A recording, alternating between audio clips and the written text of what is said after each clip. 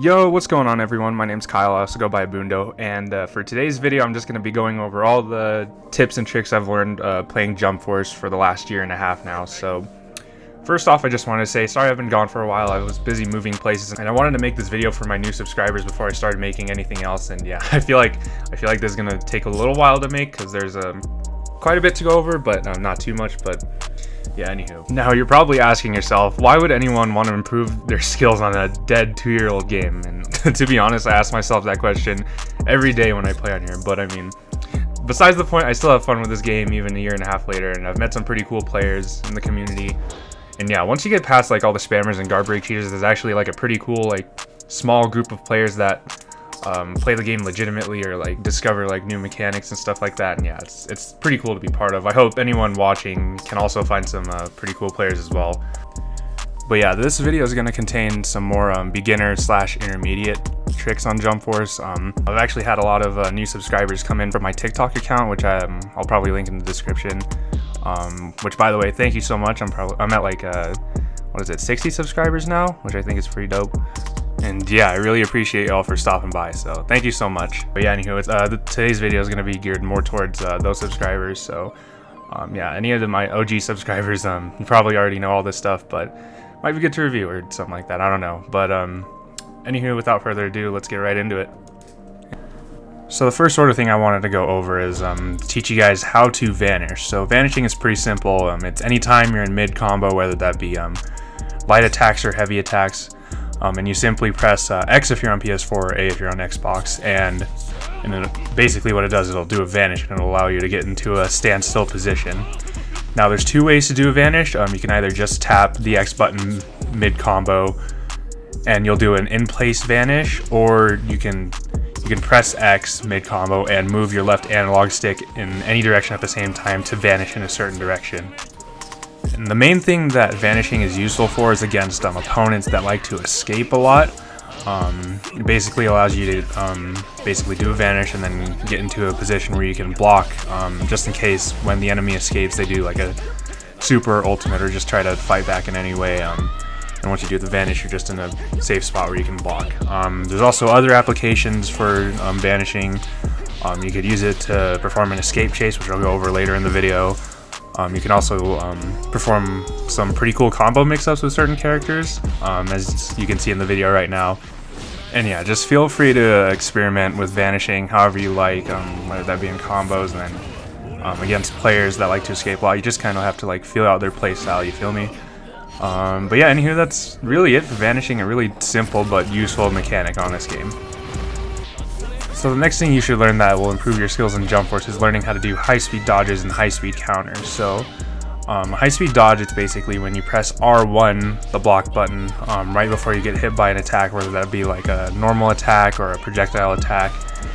And yeah, learning how to high-speed dodge can be really useful, especially against players that like to guard break cheese, unfortunately. And yeah, high-speed dodging is kind of just like a feeling thing. Same thing with high speed counters too. Just the more you play the game, the more you'll like have a grasp on like how to time your dodges against like certain attacks and whatnot. And as for high speed counters, it's pretty simple. It's basically just tapping the attack button, whether that be square for PS4, X for Xbox, I think. And yeah, if you're on the ground and you're in an opponent's combo, it's mainly landing a high speed counter is mainly luck. You basically just tap square whenever you're stuck in a combo, and at least that's what works for me. I just tap square randomly and then I somehow land the counter somehow. It really depends on like how you and your internet are feeling that day. I don't know. Again, it's just like a feeling thing. But yeah, when you're on the ground, it's pretty much luck to land a high speed counter. Now while you're in an air battle, however, you can actually time it. Basically, when the opponent like vanishes and it's like just about to hit you, you can time tapping square and landing that high-speed counter in the air against the enemy. It's a little difficult to do. Again, it's all based on how you and your internet are feeling that day. But it's pretty cool once both players have a pretty good internet and you can time the counters right and have a cool little counter air battle. That's always really fun. But yeah, definitely learn how to high-speed dodge and high-speed counter if you want to get better at the game.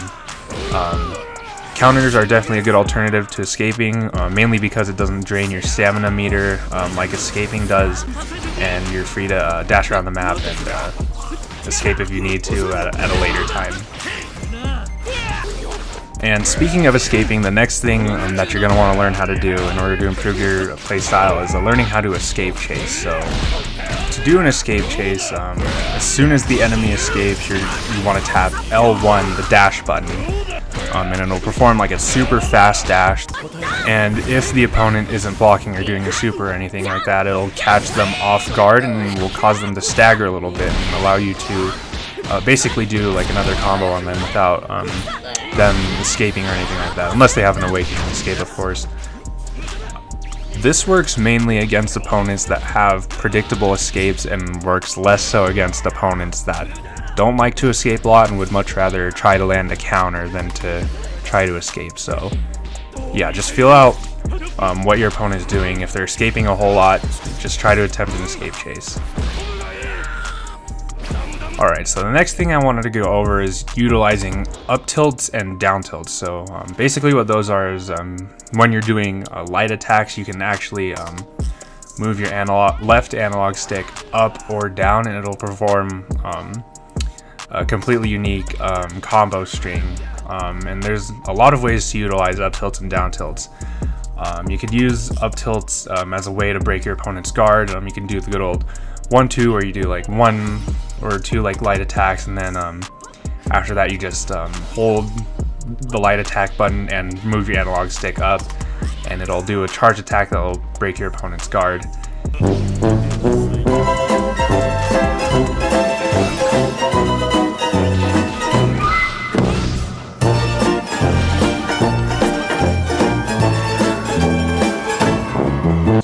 I find that really useful against certain opponents. And even if they do recognize it, it's a little hard to dodge sometimes, especially with tracking on certain characters. And yeah, you can launch them in the air and then basically just restart your combo all over again. I've also found that some characters down tilts, after you execute them, it'll allow you to get this like tiny little reset in where you can resume normal attacks. Like you can see here with Goku, I do his down tilt string, and then after that's done, I'm able to do some normal attacks afterwards and connect after that. It really just depends on the character. You kind of just have to lab around with it. You can also utilize up tilts and down tilts to sort of mix up your combos. I just like to do that just to be fancy sometimes, but yeah, anywho. And the next thing I wanted to talk about that'll enhance your combos is learning how to connect your assists with your combos. There's a variety of ways to do this. One of my favorite ways to connect an assist in a combo is doing Jotaro's aura, or any of the JoJo characters for that matter, and then calling a character like Toshiro or Hisoka, and then once their projectiles hit the midair, I could follow up with maybe another punch barrage move or a dash move or something like that. And I don't know, but bottom line, connecting your assists in your combos after like supers or even ults sometimes, if you can time it right, can serve to enhance your combos and allow you to do some better damage against your opponents. And it's really up to you to just sort of experiment in like training mode or whatever, what like assists connect after what supers and whatnot, and like just to practice and get the timing down. And once you have the enemy in a position where they can't like escape or anything, and you can pull off pretty cool combos like that, it's a good time. Yeah, and the last thing I sort of wanted to go over are just some little like miscellaneous tricks here and there that I've learned from watching people on YouTube or playing myself or playing other people. So yeah, first off, one thing I like to do is if I'm winning an air battle and I execute the last hit, once I win the air battle and start falling from the air battle, I actually like to call in my next player and do a character switch. It's a good pressure tactic. Some players don't expect it sometimes. And I also like to call assists too after air battles, just in case I want them to I don't know, stay away so I can charge up my meter or whatnot. That's another possibility you could do there. And I also like to call my assists during air battles even. For example, if you have Kaguya assists and you're winning an air battle, if you time it right on that last hit in the air battle, assuming you're winning, you could actually hit them directly into the assist, and it'll keep them there for a bit, and you could do whatever after that. You could continue combos and use it to stall some time to charge some meter or whatnot. It's completely up to you, but yeah, that's just another little air battle tactic I like to use. And the last sort of little miscellaneous thing I wanted to mention is the double backdash character switch. I personally learned that from Jump Force YouTuber Cpala. I'm not sure if he actually like invented that sort of little tactic, but I saw it on his channel first, so I thought I'd give him a shout out.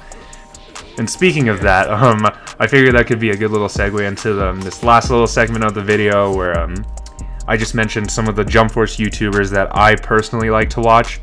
I found that in terms of improving my skill, I think my biggest thing is just finding all of these different Jump Force YouTubers and just picking up their tricks here and there. And yeah, you'd be surprised how much you can learn from YouTubers that play Jump Force. But anywho, you've always got Papaberto and Stray.